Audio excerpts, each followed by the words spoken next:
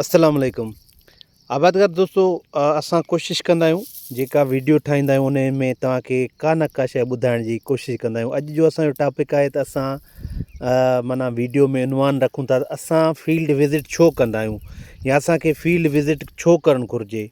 आया जस्ट फसल ते बीही करे असां जस्ट इहो चऊं फ़ोटूं कढायूं त फसल विज़िट कयोसीं, पर मां सम्झां थो ईअं न हुजे। असां उन जी ऑब्ज़र्वेशन लिखूं, असां उन जी एनालिसिस लिखियूं त अॼु असां फसल विज़िट कयोसीं त असांखे छा ज़ाहिर थियो, असां पंहिंजे फसल में कहिड़ियूं शयूं ॾिठियूंसीं, असां फसल कॾहिं पोखियोसीं, असांखे हींअर फसल जी रिज़ल्ट छा थी मिले, तव्हां छा था सम्झो असांखे मतिलबु छा करणु घुरिजे। आया इहे सभु शयूं ॿुधाइणु घुरिजनि त असांजे फसल में कहिड़ियुनि शयुनि जी ज़रूरत आहे, या पोखी खां वेंदे हार्वेस्टिंग जे जेकॾहिं वेझो आहे असांजो फसल, उन्हनि में असां छा ॾिठोसीं। आया जेके शयूं असांखे मालूम हुयूं उन्हनि खां असां डिफरेंट शयूं ॾिठियूंसीं, या असां जेके शयूं असां ॿुधियूंसीं उन हिसाब सां ॾिठियूंसीं। मिसाल असां तव्हांखे ॿुधाईंदा आहियूं त मिसाल पोखी जो टाइम असां जेको रखियोसीं या इनपुट्स वग़ैरह ॾिनासीं त उन्हनि में असांखे कहिड़ी तब्दीली आई। IV3 जे इंजन्स जे बारे में असां तव्हांखे काफ़ी वीडियोज़ ॿुधायूं आहिनि त हीअ जेको आहे 28 अक्टूबर जी पोखियल आहे। हाणे जेका हीअ हार्वेस्टिंग जे वेझो आहे, पर हिन में अञा कुझु बि हेठियां जेके आहिनि स्पाइक असांजा जेके आहिनि उहे कुझु सावा आहिनि। इहे बिल्कुलु IV3 जा ई स्पाइक आहिनि, ठीकु आहे। ऐं हिन जा स्पाइक जेके आहिनि बिल्कुलु सही थी विया आहिनि, सुकी विया आहिनि। ऐं हीअ जेकर हार्वेस्ट थी वञे, मुंहिंजो अंदाज़ो इहो आहे हाणे हिन जा पासा वग़ैरह कटे विया आहिनि ऐं हीअ जेको आहे मशीन ते ट्रैक्टर ते हार्वेस्ट थींदा।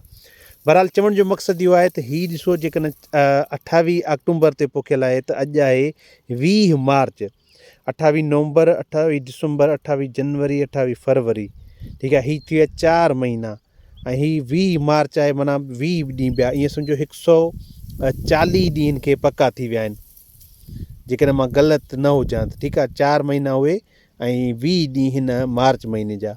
बहरहाल हार्वेस्टिंग जे वेझो आहे, 3-4 ॾींहं पहिरियां थी वञे हा।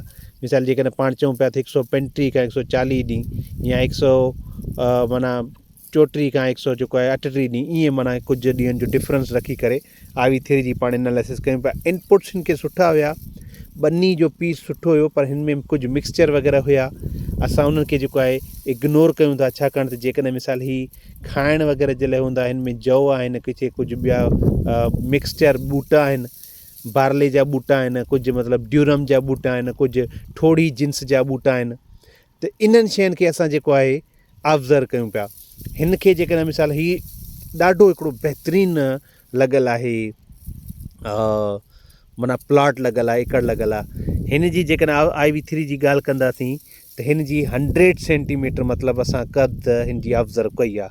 माना ईअं सम्झो 3 फुट असांजा, मां 100 सेंटीमीटर में मुंहिंजे ख़्याल में 3 फुटनि खां वधीक हूंदो आहे। 3 सेंटीमीटर हिकिड़ो फुट असांजो थींदो आहे, ऐं जेकॾहिं 3 फुट थी विया 90 सेंटीमीटर, माना 3 फुटनि खां हिन जी कद वॾी आहे, 3.25 फुट पाण ईअं चई सघूं था।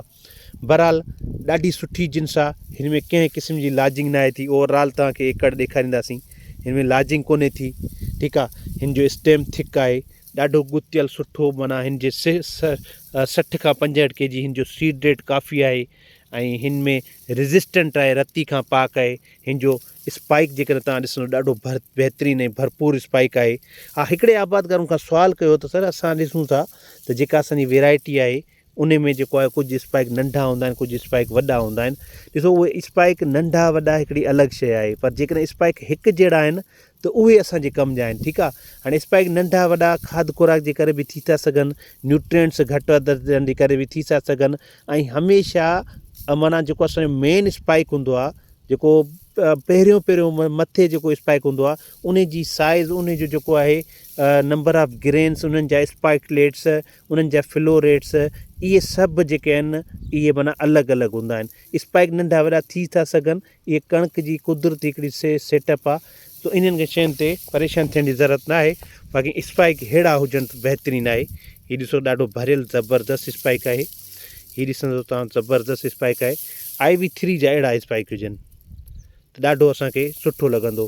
तव्हां छा था सम्झो त असां तव्हांखे का ॻाल्हियूं सम्झाइण में कामयाबु थींदा आहियूं, या तव्हां असांजी ॻाल्हियुनि मां मतिलबु मुतमइन थींदा आहियो, न थींदा आहियो।